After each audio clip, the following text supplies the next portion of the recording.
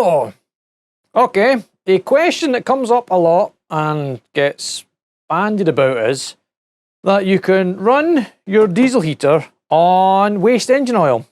So here I have 7-ish litres of waste 5W30 oil that came out of my Toyota Hilux. So it's Toyota 5W30 in these jugs. This is the waste stuff. The new stuff's obviously in the engine and being used.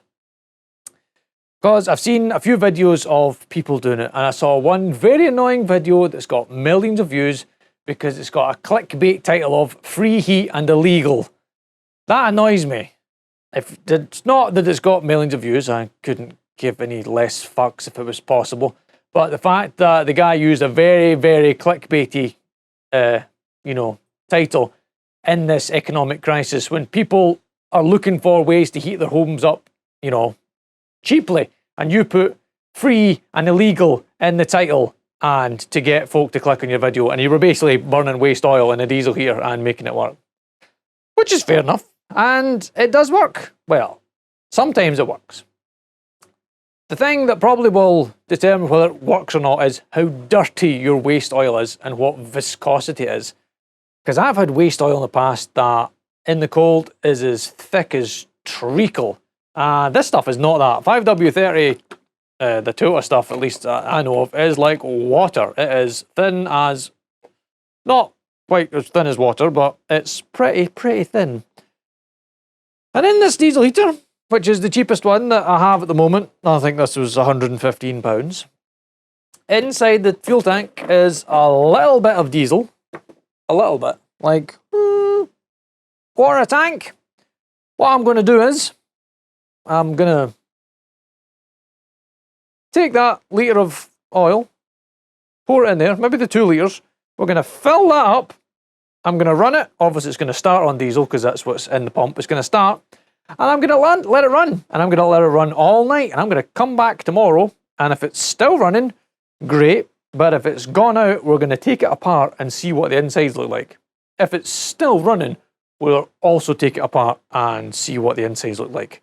I've got it sitting on an aluminium tray here. I'll probably put a bucket underneath here. So should it flame out and oil pishes out the exhaust, we'll be able to catch it probably in a trug for safety, etc. So I'm going to put in my waste oil. There we go. You can see it's pretty runny. We're talking maybe slightly more viscous than diesel, but nonetheless, it's still pretty runny. It's also very cold. Not very cold. I want to say that's like maybe 2 degrees because it's been sitting on the floor at the door in the workshop. That's about half a tank. So we'll put the other nearly a litre in as well. Hopefully you can see it's pretty runny. We might as well brim the tank. We might as well. Take that, put the last little bit in. Because we've got like an inch of space to go in the tank. And hopefully not make a mess here. Success. Ooh. There we go. Full tank of, we'll say 80% waste engine oil. A little bit of diesel in it to start it. I still always recommend starting on diesel because you've got a much better chance of it getting going and getting the burn chamber hot if you're actually starting on diesel. Put the lids back on these so we don't spill anything. And I would like to point out at this moment, this is experimental. I do not recommend or endorse burning waste engine oil of any shape or size or variety in anything that can possibly burn waste engine oil. This is purely for experimental purposes. Let's fire up. Go. Go. I mean, there's that. Do you see that? There's so many controllers now. I'm not even entirely sure how to work it. 5, 6. Right, 6 is maximum power. Where's my trug? I'm gonna set this trug down here, just in case we have an oil escapation. And set that there. Should anything happen, it'll hopefully catch any oil. But all we're doing just now is going to wait, see if it lights. I might just unclip that and set it there. And then well, I'm going to leave it and come back tomorrow. But let's make sure it lights first. It's currently 4 degrees in the workshop at the moment.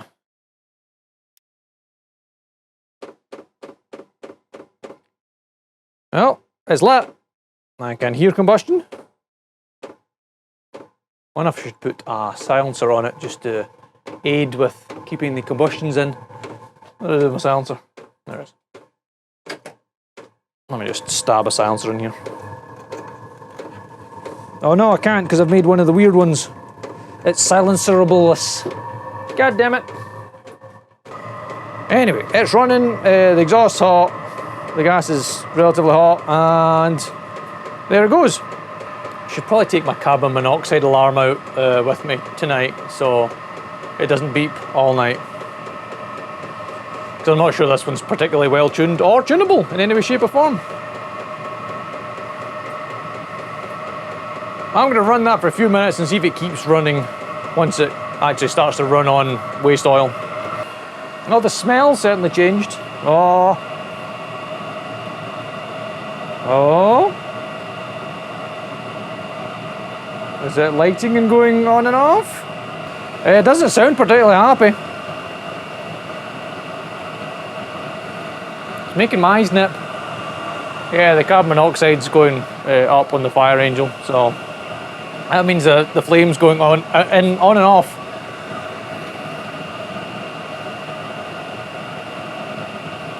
Oh yes. So currently indoors we've got 4, 7, 20. Let's move over near the. Oh yes, she is horrendous.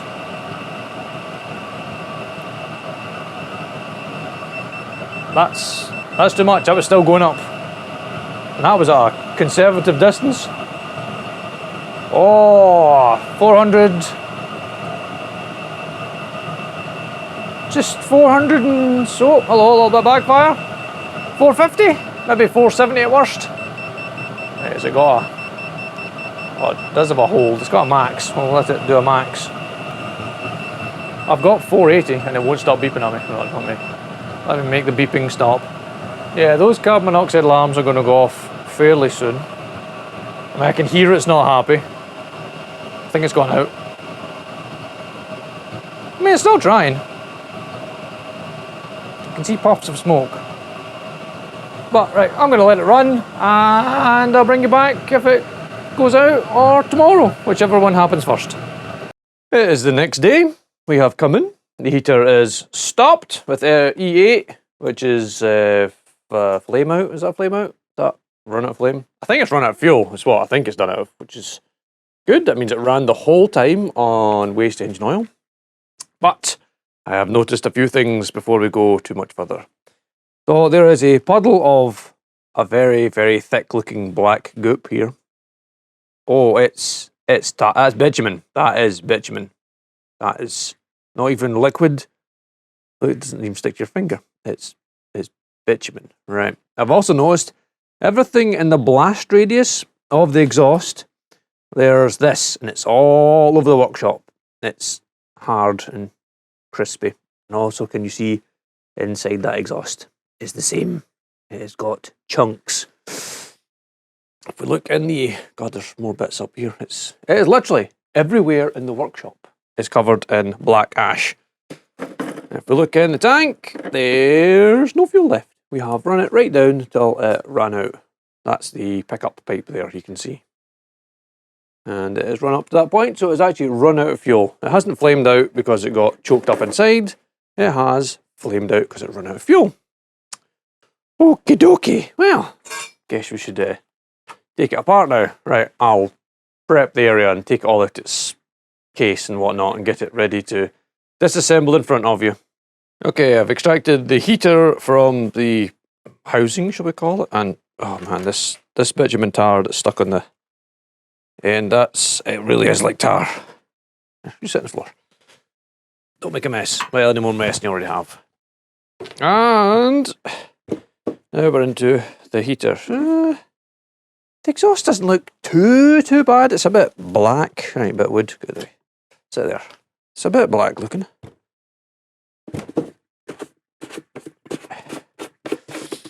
Let us begin disassembly. When I'm interested, this is a Max Peeding Rods heater. Wait, let's take the rubber gasket off the bottom. I always forget about the rubber gasket and then I have to fight with it to try and get the heater off.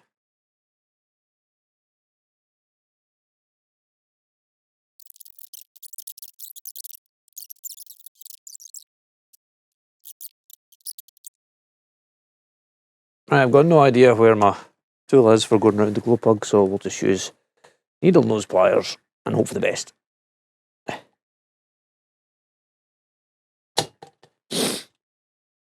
That, children, is why you use the proper tool and not a pair of needle nose pliers.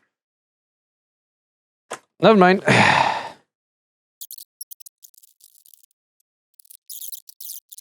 So the glow plug, other than being snapped, it's in remarkably clean condition. There's a little tiny bit of ash on the top, but other than that, it's very clean. Why am I keeping that? It's broken. And actually, if you peer inside, can you peer inside? The mesh is very clean as well. I'm gonna go out on a limb and say that's because these are going to be the hottest parts.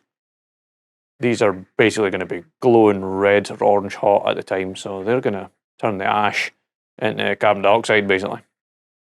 And get it stuck to them. But we shall now go inside and look at the burn chamber, which I expect is going to look like the inside of the exhaust.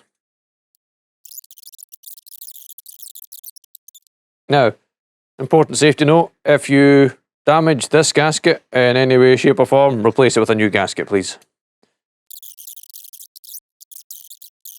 Oh, that's what I didn't... Oh, Jesus. Okay. Well, leave that one there. Let's start with the housing, shall we? I don't have to bring everything because I haven't unplugged it. Let's peer inside. So, can you see in there all of that ash and concrete looking stuff that's caked onto, well, that's the exhaust outlet at the top of the screen. That's exhaust, and you see all the black tar that is now attached to the fins, and the white, well, kind of white coloured ash and whatnot that's down the bottom. Let me just tip out for you. Oh yes. Oh, and there's the gasket.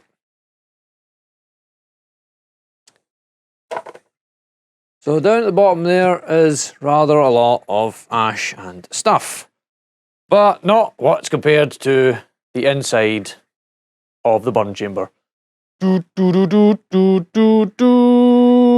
Yeah, okay, so put it on its orientation that way. Look at all of that. Holy shit balls. That is absolutely caked. Oh, it's weird. It's like, it's soft ash. I could crush it out easily. To clean it, it's fair enough. Thankfully, can you see it doesn't go all the way at the back? It kind of gets past that flange before you hit the rear, the very rear of the burn chamber. So let's put this into perspective. We have it's a 5 litre tank. It's just a little tank, so that's 5 litres of waste oil. However, I don't know how long it ran. I didn't check it for. I came out once to make sure it was still lit before I went to my bed. Then I went to my bed and got up this morning, and obviously it had flamed out because it ran out of fuel. So that's just 5 litres of oil, and that's the amount of stuff that's in there. So if you ran 10 litres, you'd have double that. You'd probably block this up. It would keep going and keep going and keep going. It would fill that. You would then start to fill the inside of the housing with the same ash and the exhaust and everything. So it would choke it up in not a lot of time. So you have to ask, so how long is 10 litres, 20 litres running time? Is it worth it?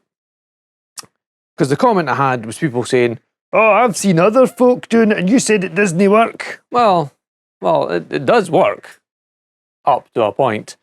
And also viscosity and oil cleanliness. Now, that's 5W30 from my Hilux. My Hilux is lucky if it does like 4,000 miles a year, and I change oil every year regardless. So that my oil is only like 4,000 miles old.